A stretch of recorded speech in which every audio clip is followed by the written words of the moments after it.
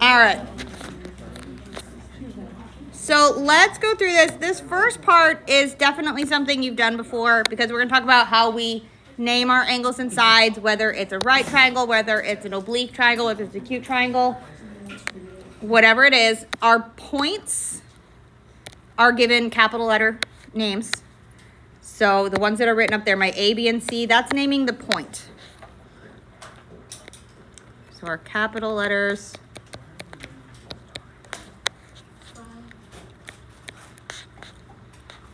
are points.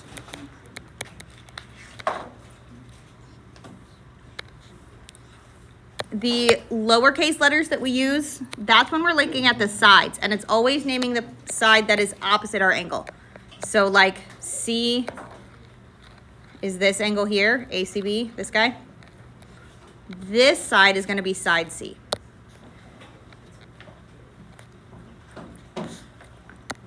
Just like for A over here, point A is opposite side A. So this guy's going to be side A. Why can't it just be CB? What do you mean?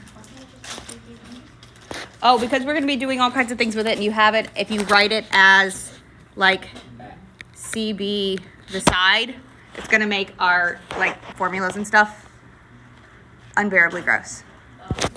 So it's not wrong. I could absolutely name it as side AC and have that mean the same thing as side B, but it's going to make when we're working with things super gross. So lowercase letters are the sides.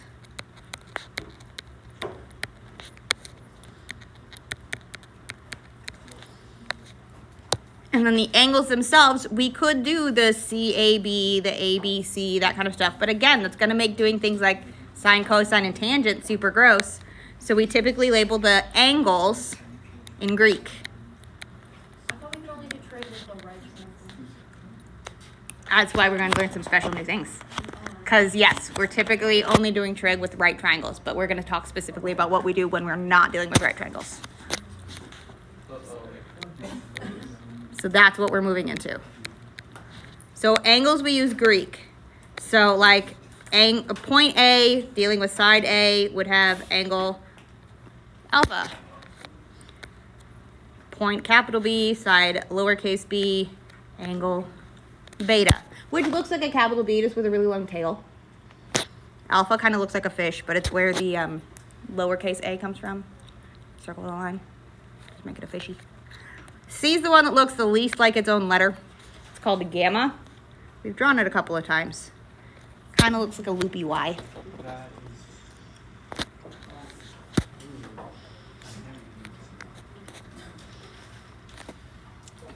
The other way I kind of think of it is if you take alpha and turn it on the side, make it skinny.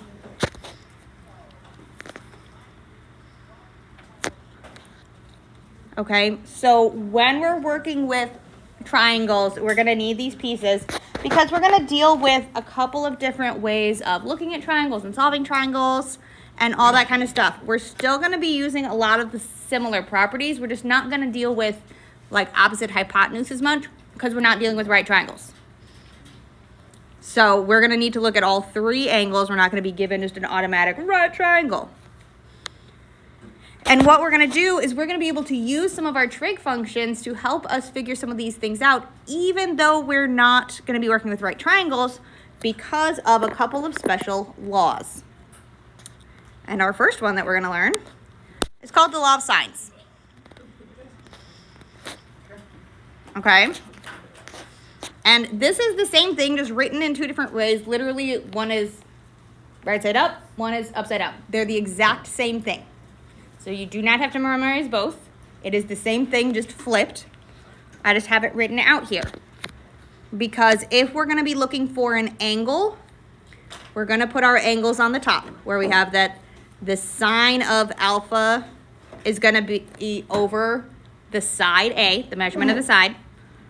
And it's going to have the same ratio as if I had the sine of beta over side B, or the sine of gamma over side C. It's all setting it up as an equivalent ratio. But if I want to solve for the angle, we're going to have the angle on the top. And if I'm solving for a side, we put the angle on the bottom because I want the side on top. But they're still relating the length of the side to the sine of that angle. So the reason it's called the law of sines is literally all of these are sines. And we will typically use the law of sines when we have something like an angle side triangle, that we know that information, or angle side angle, where I know two angles and a side. I need to know that much. Or two sides and an angle. But that's trickier. Okay, so looking at these ratios, we're going to be able to solve these triangles just like straight off the bat. We are going to be using calculators for a lot of this. So you'll want to have one of them relatively nearby today.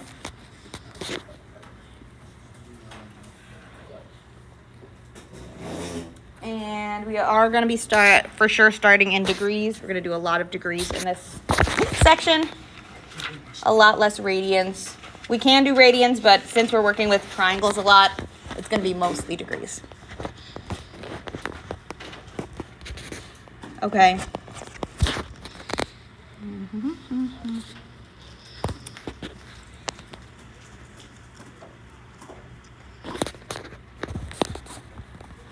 I just want to give you a chance to get this written down, because this is what we're working with.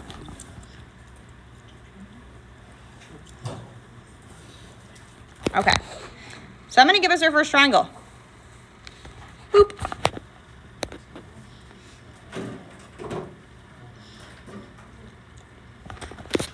So we're given a triangle ABC. We're given that the angle at point A is 31.6 degrees. The angle at point C is 42.9 degrees. And one of the sides is 10.4. Which side is 10.4? What side is that? Side A. It's opposite of point A. So the A points to it. So this is side A. Okay. I'll give you a chance to get that drawn down. When we say solve the triangle, what does that mean we need to have? Everything. Right? I need all three angles. I need all three sides.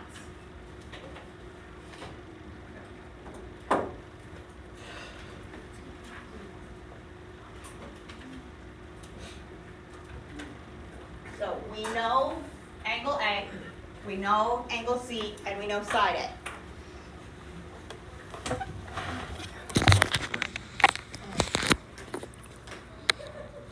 So we need to find beta, we need to find side B, and we need to find side C. So using our law of sines, what we can do is we can say, hey, I know angle alpha, and I know side A. I know angle gamma, or point C. I want side C. So I can look at that relationship right there. And using our law of sines, since I want to get the side, I'm going to set it up with my sides on top.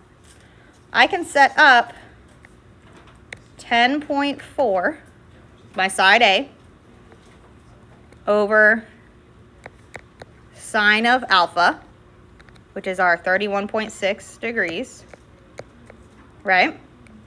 See where I'm getting those pieces?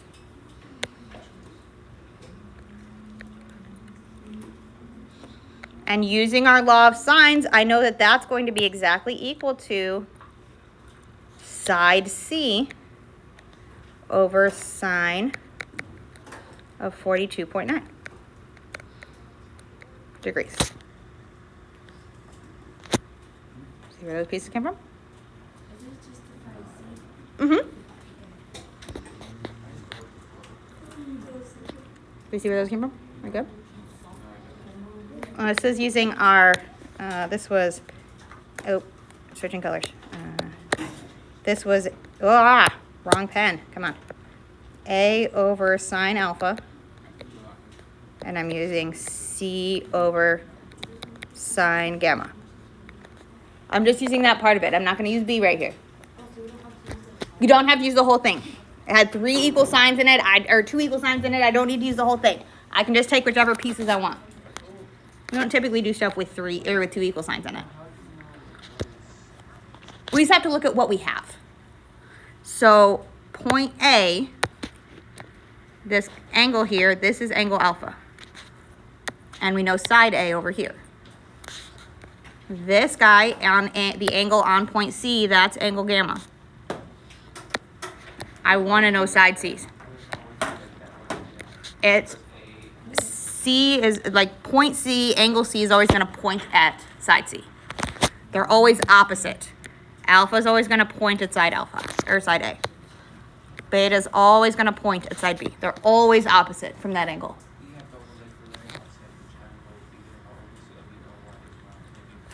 Something will be labeled to the point where we can tell what they are, or we get to pick them. Okay, so if I want to know what C is, what can I do? I was going to say we could cross multiply, but that would put more stuff with the C. So just multiply by the sine of 42.9. I want to get rid of this denominator, right? So I stop her later. Sine 42.9 times 10.4 then divided by 10. Yes, that's exactly what we're doing. Yes. Yes, you're just wording it a slightly different way, but yes. I'm multiplying by my denominator, so my sine of 42.9 on this side, because that makes this guy cancel out. But if I do it on one side, I have to have it on the other. Sine of 42.9 degrees. So our C equals that mess of a fraction. 10.4 times the sine of 42.9 degrees over the sine of 31.6 degrees. We're going to take, on our angles, we're going to take 1 decimal place. At this point, pretty much we're going to match the vibe of what we got. We got 1 decimal place here. We're going to go with that. On our sides, we're going to go with 1 decimal place as well on this one. So the way we do that is we're going to type this in our calculator. Boop. Make sure you are in degree mode. If you are not in degree mode, switch it. We have degrees in our angles. Make sure you're in degrees. And on these calculators, you can set this up as a fraction. That second column, 3rd button down, will let you build a fraction that looks like a fraction, which is sometimes easier for us to do because we're taking our 10.4 times our sine of, where was I? 42.9, right? So I don't have the problem in front of me.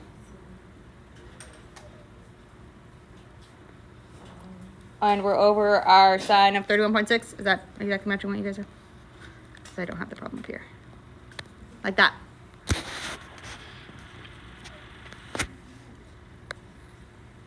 Okay, I was just making sure that I was getting the right angles because I couldn't remember. Okay, so you can type the whole thing in like this, and it's going to spit out a measurement. We're going to take 1 decimal place on this one. So we're going to have that 13.5 is the length of C.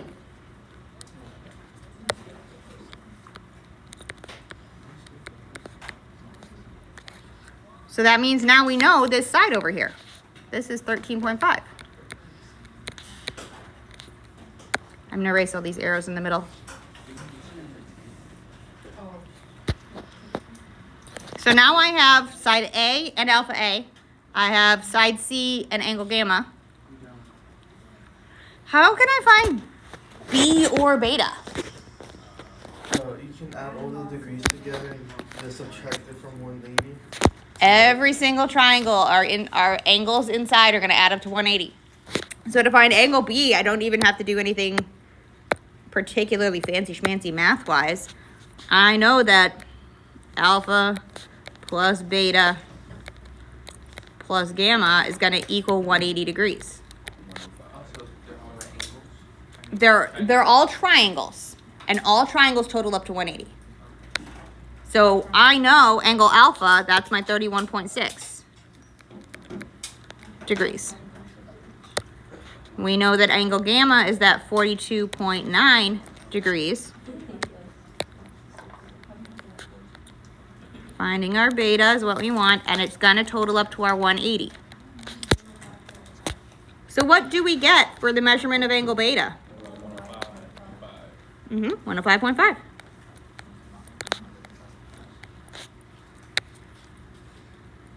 So I know this angle now is 105.5 degrees.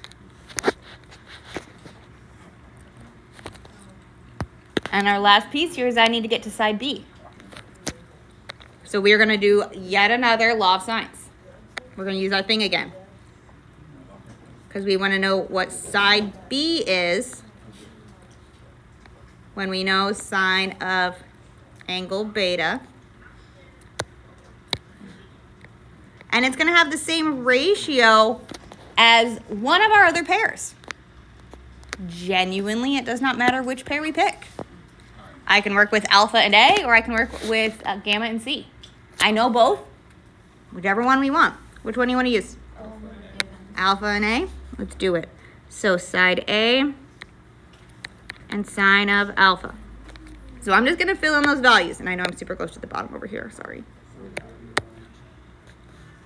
So we're trying to find side B. That's our goal. And it's going to be over the sine of beta, which is our 105.5. And that's going to be related to our side A, which was our 10.4, over sine of alpha, which was our 31.6. I was really inefficient with my space up here. Holy cow.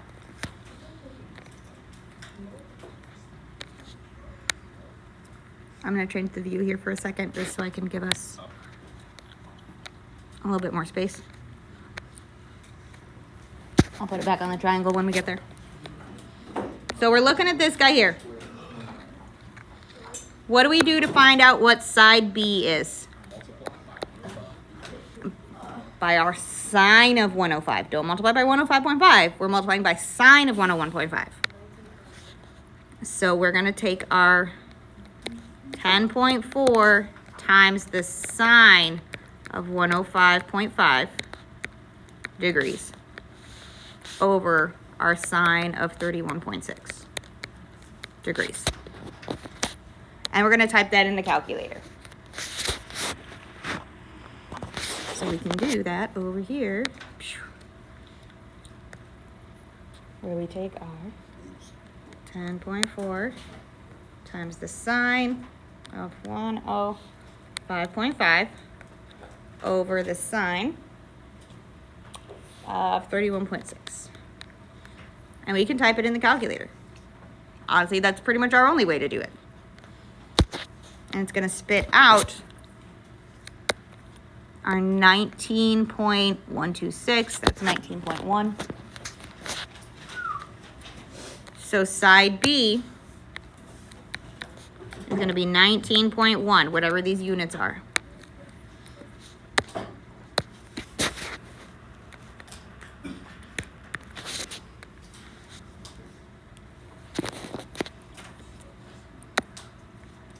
And a good way to kind of give yourself a spot check is the bigger the angle, the bigger the side's going to be relative to the others. So our smallest angle should have the smallest side. Our biggest angle should have the biggest side. Okay? So we used it twice on this one for the very first time. Question. Because we're going to try it again. Oops. This time we didn't pre-draw you a picture.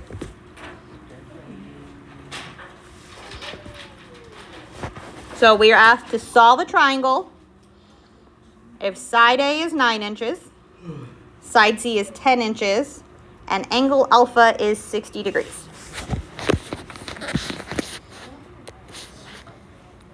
So we get to draw our own triangle, and it genuinely does not matter if I draw it as an acute triangle, as an obtuse triangle, however you want to draw it. We're not going to bust out protractors. We're not measuring anything like this. We're just going to give ourselves kind of a willy-nilly triangle.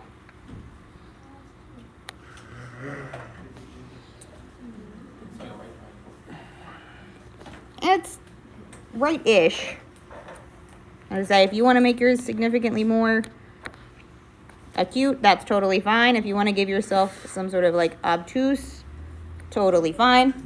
We're just going for something that's oblique, means not right. So it genuinely does not matter what you draw it as, because we're just going to label everything anyway, and we're going off the numbers, not off the picture. So you can pick whichever points you want to be whichever name you want. So I could pick this point over here to be point A. I could pick this point over here to be B. And I could pick this point over here to be C. It genuinely does not matter which one we pick. Once we pick some, we just then are labeling things and staying true to that pattern that we have. Because we know that side A, so that point, the side that's opposite our point A, this guy over here, is measuring at 9 inches.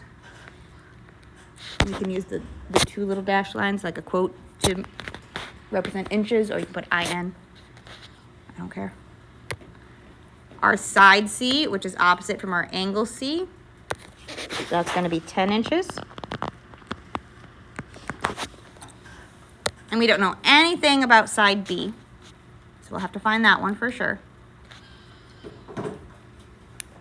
And we know that angle alpha, so this guy over here, is 60 degrees.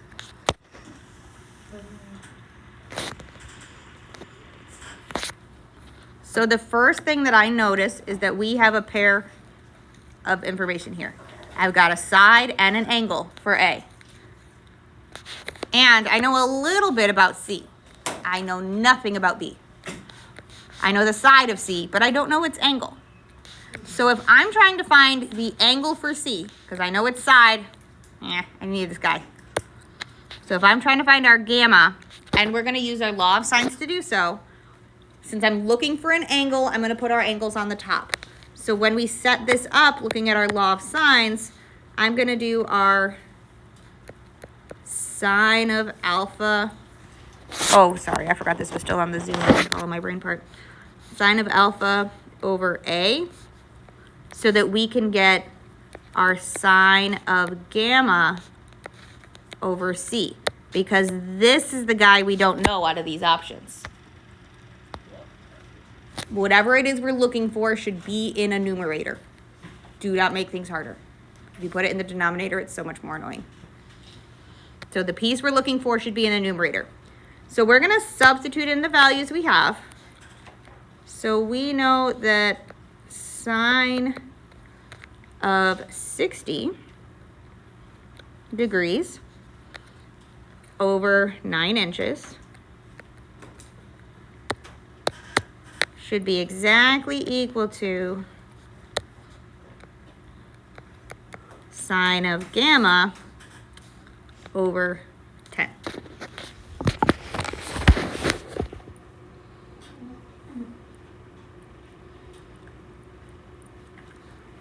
What can we do? Multiply by 10 on both sides. Totally valid. That gets us our sine of gamma by itself, set equal to 10 sine of 60 degrees over 9. Why are you dividing and not multiplying? We multiplied by 10 on both sides. Oh. Yeah.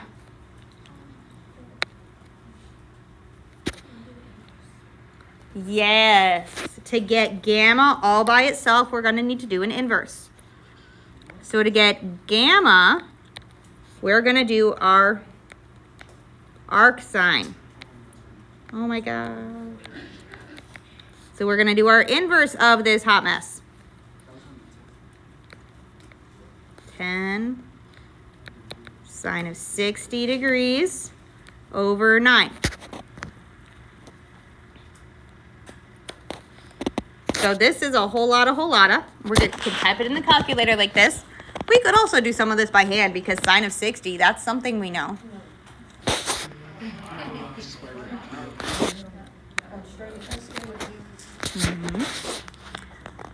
But we're going for numerical answers anyway, so let's do here. Okay. So you can do it in 2 steps or you can do it in 1. Our inverse sine, that's the one that has the little -1 here. Inside our arc sine, we had our fraction, where we're going to have our 10 times the sine of 60 over 9. Boop. And you can type the whole kit and caboodle in like this. Should not get a doing error.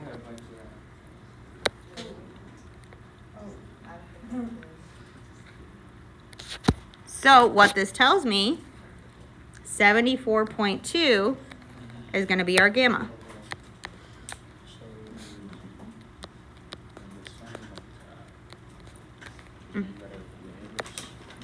Yeah, well, if we're looking for the angle, we're going to need to do the inverse because what this tells me is this tells me sine. I want to know what gamma is. So 74.2 is going to be this angle here. And I did not realize that I did that one in blue on my drawing. So this is our 74.2 degrees.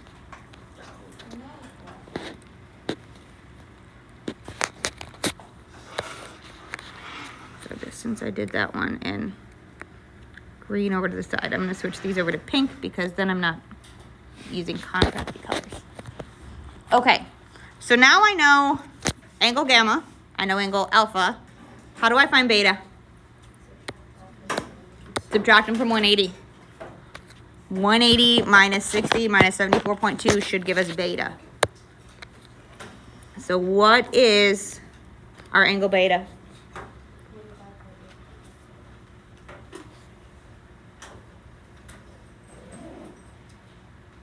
Yes, sorry, I was just like, we did things in a different order on my left side.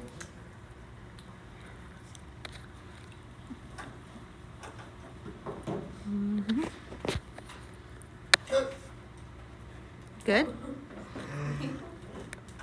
Sounded like a genuine shock, not an involuntary thing. What did we get for beta? Just because I wasn't writing it down. 45.8.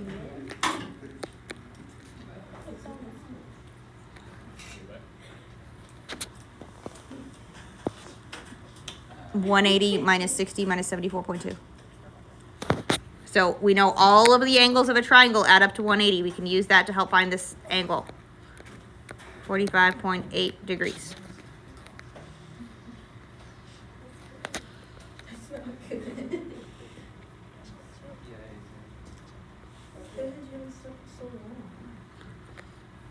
So then we got to find side B. So now that I'm looking for a side, I know the angle, I'm going to use my law of sines in the other direction. We want to know side B, so B over sine of beta. And we can pair that with any of the ones we know. The one we were given is the least ucky of the angles. So we can use A and sine alpha. You can absolutely use C and sine gamma, totally fine. It genuinely will be a minimal difference. So to find our side B, we know that's going to be the same ratio for B over sine of 45.8 as we got from our 9 over sine of 60.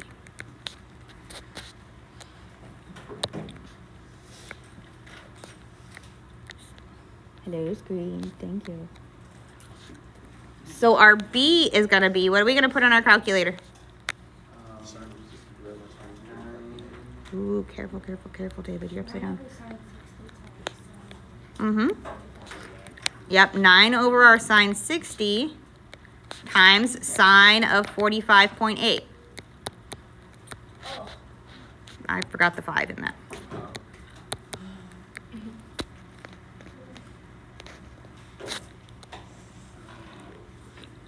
And you can put it in the numerator, you can put it next to it. What do we get for our side B? 7.5?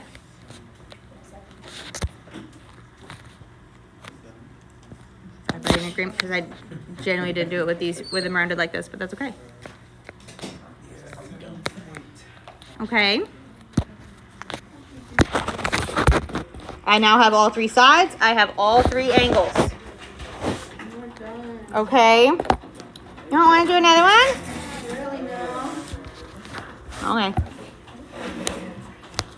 Oh, really? Fine. I was gonna say, I'm not gonna pull your teeth to do it. That just means we'll have a couple extra to do on Monday. When's that due? Homework 1 will be due, Oh. Today. no, on the 19th, Wednesday. So when we start section 8.2, which would be on the Wednesday, so homework 1 will be due on the Wednesday. There are significantly fewer formulas in this chapter. Significantly. Like 7 is by far the formula heaviest of the semester. By a lot. A lot. We're going to have 4.5 in this chapter. And that was one of them. That was one of our formulas. That is the only formula for 8.1. 8.2 is going to have 2.